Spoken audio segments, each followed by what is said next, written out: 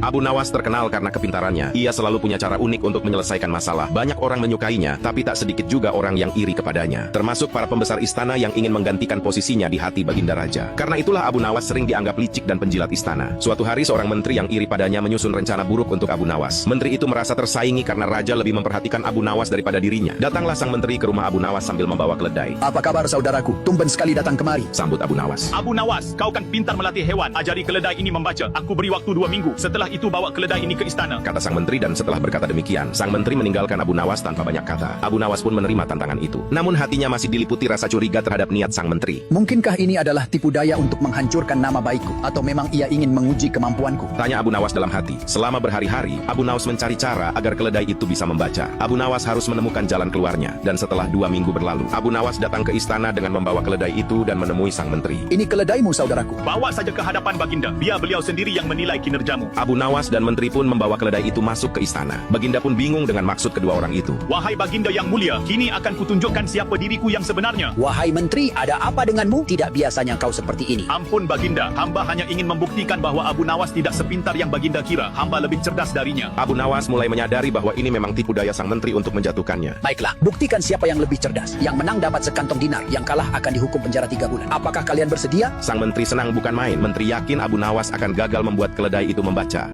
Pada suatu malam yang sunyi, Abu Nawas berjalan pulang sendirian. Angin malam bertiup dingin, suara anjing menggonggong, dan bulan bersinar terang di langit. Tiba-tiba asap hitam muncul.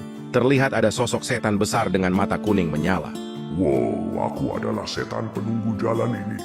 Tidak ada yang bisa lewat kecuali harus mati ketakutan. Orang biasa pasti gemetar dan lari terbirit-birit. Tapi Abu Nawas malah berdiri santai sambil tersenyum.